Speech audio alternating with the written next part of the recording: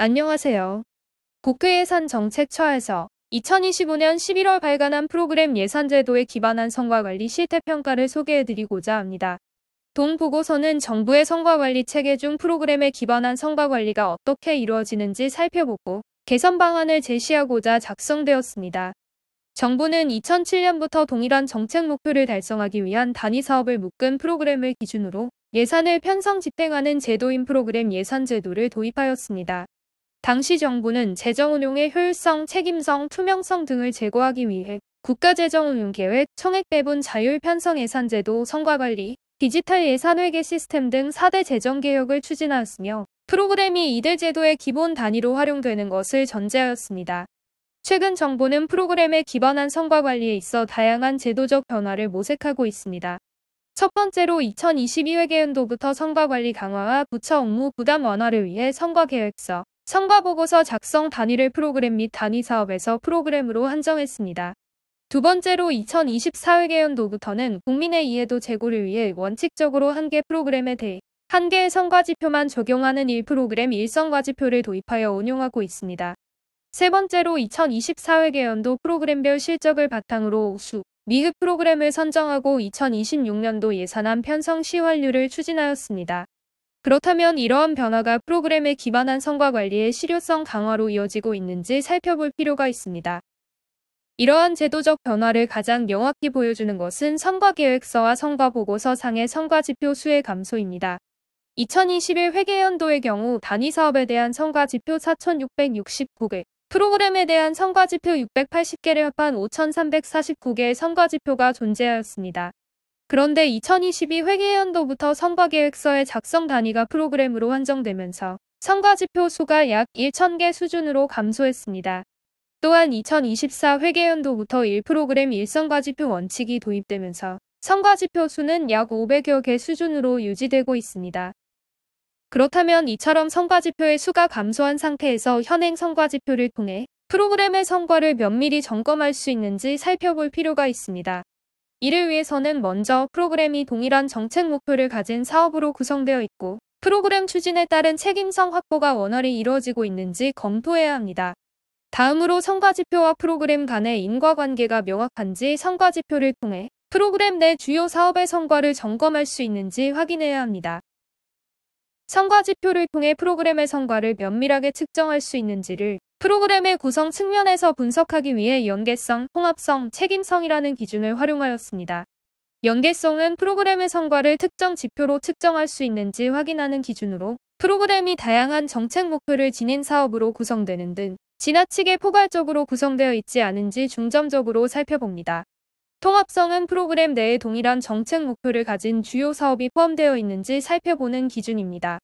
동일한 정책 목표를 지닌 사업이 프로그램에서 제외되어 있을 경우 정책적 성과를 특정 프로그램의 성과로 보기 어렵기 때문입니다. 마지막으로 책임성을 점검하여 프로그램 성과와 관련하여 수행부서에게 명확한 책임이 있는지 확인합니다.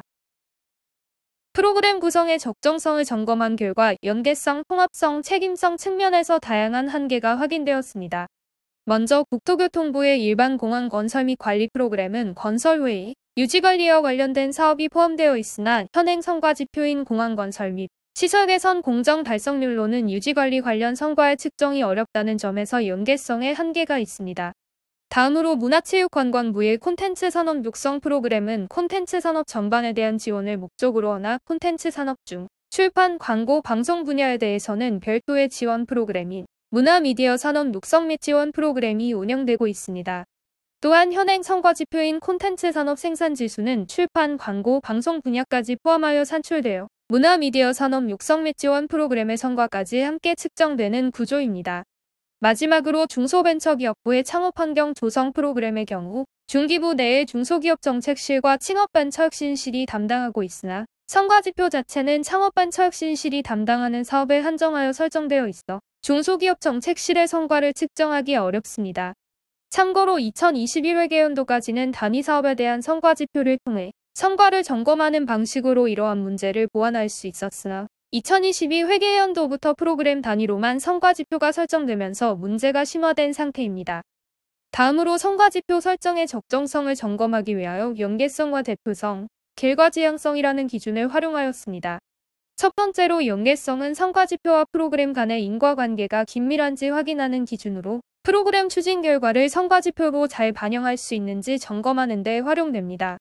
다음으로 대표성은 성과지표가 주요 사업들의 성과를 통합적으로 반영하고 있는지 검토하고 특정 사업의 성과만을 반영하고 있지는 않은지를 검토하는 기준입니다. 마지막으로 결과지향성은 프로그램의 성과지표로 국민이 체감할 수 있는 적정 수준의 성과지표를 설정했는지 검토하는 기준으로 이때 성과지표가 지나치게 장기적이거나 단기적이지 않은지도 확인합니다. 이들 기준에 따라 성과지표 설정의 적정성을 검토한 결과 다음과 같은 한계가 확인되었습니다. 먼저, 국토교통부의 주택시장 안정 및 주거복지 향상 프로그램의 경우 자가 점유율 재고라는 성과지표는 주택 관련 기반 자료 수집, 전월세 지원 등을 내용으로 하는 프로그램과 연계성이 미흡합니다. 다음으로 성과지표가 프로그램의 대표성을 충분히 반영하지 못하는 경우가 있습니다. 성평등 가족부의 가족정책 및 돌봄 지원 프로그램의 경우 아이돌봄 서비스 이용자 수라는 성과지표는 프로그램 내 아이돌봄 지원 사업의 실적과 밀접한 관계가 있으나 다른 주요 사업인 한부모 가족 자녀 양육비 등 지원 사업의 성과를 면밀히 반영하기 어렵습니다. 마지막으로 성과지표가 지나치게 결과지향적인 경우도 있습니다. 합계 출산율은 일자리, 주거 등 다양한 사회경제적 요인의 영향을 받기 때문에 특정 프로그램의 성과지표로 설정하기에는 적절하지 않은 측면이 있는데 보건복지부의 경우 육아와 관련된 현금성 지원 등을 내용으로 하는 프로그램의 성과지표고 합계 출산율을 설정하고 있습니다. 앞서와 마찬가지로 2021 회계연도까지는 단위 사업 단위로 다양한 성과지표가 설정되었기 때문에 프로그램 단위의 성과지표 설정이 미흡하게 이루어졌더라도 단위 사업에 대한 성과지표를 확인하여 이를 보완할 수 있었습니다. 그러나 2022 회계연도부터는 프로그램 단위로만 성과지표가 설정됨에 따라 이러한 보완이 이루어지기 어려워졌습니다. 한편 정부는 2025년부터 제도적으로 프로그램의 성과를 예산안 편성에 완료하고 있습니다. 먼저 정부는 2024 회계연도 프로그램의 실적을 기반으로 우수와 미흡 프로그램을 선정하였습니다. 이때 미흡 프로그램으로 선정될 경우 성과관리 개선 계획을 수립해야 하며 프로그램 내 세부 사업에 대해서는 재정사업 자율평가 시 감점이 적용됩니다. 반면 우수 프로그램의 세부 사업은 동일 평가 시 가점이 부여됩니다. 재정사업 자율평가를 통해 미흡 등급으로 판정된 세부 사업은 2026년도 예산안 편성 시 원칙적으로 10%의 지출 구조 조정을 실시해야 합니다. 이는 프로그램에 대한 평가를 통해 우수 또는 미흡 프로그램을 선정하고 해당 프로그램에 속한 세부 사업의 경우 재정사업 자율평가 시 가점 또는 감점을 적용하여 프로그램에 대한 평가와 예산안 편성을 연계하는 방식의 환류를 추진한 것으로 볼 수 있습니다. 그렇다면 실제 우수 프로그램과 미흡 프로그램이 어떻게 선정되었고 2026년도 예산안은 어떻게 편성되었는지 살펴볼 필요가 있습니다. 먼저 각 부처는 2024 회계연도 실적을 바탕으로 45개의 우수 프로그램과 31개의 미흡 프로그램을 선정했습니다. 이때 우수 프로그램의 평균 예산액은 5,447억 원, 미흡 프로그램의 평균 예산액은 5,158억 원 수준이었습니다. 예산안 편성을 살펴보면 2026년도 예산안에서 우수 프로그램은 2025년 대비 9.2% 증액된 반면 미흡 프로그램은 1.9% 증액에 그쳤습니다.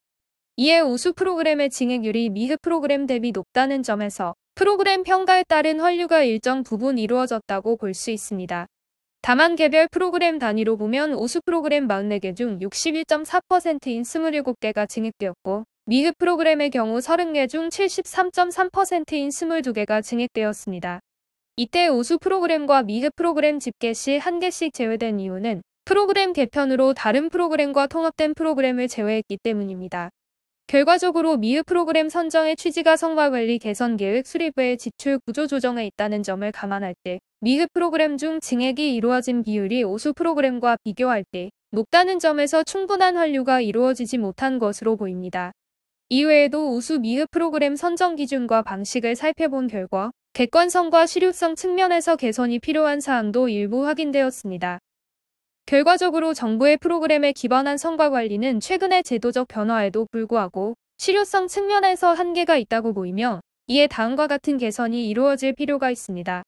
먼저, 프로그램의 성과를 면밀하게 점검할 수 있도록 1프로그램 일성과지표, 원칙을 재검토하고 성과지표 설정을 위한 구체적인 기준 수립이 필요합니다. 두 번째로 대규모 재정 투입 프로그램이나 신규 사업 편성 프로그램과 같이 성과 관리의 필요성이 큰 프로그램은 결과 지표 외에 투입, 과정, 산출 지표 등 다층적 성과 지표 체계를 구축하고 이를 기반으로 프로그램의 성과를 정교하게 점검할 필요가 있습니다. 세 번째는 프로그램 평가에 있어서 프로그램의 수 이후에 예산 규모, 성과 목표 달성 현황 등을 종합적으로 고려해야 하며 재정사업 자율평가 대상에서 제외된 프로그램을 미흡 프로그램으로 선정한 경우 어떻게 완료할 것인지도 고민할 필요가 있습니다. 마지막으로 성과계획서에 재정사업 자율평가에 따른 세부 사업별 성과지표를 포함한 등 성과정보의 공개가 병행되어야 합니다. 이러한 종합적인 개선 방안을 통해 프로그램에 기반한 성과관리가 보다 실효적으로 이루어질 수 있을 것으로 기대됩니다. 감사합니다.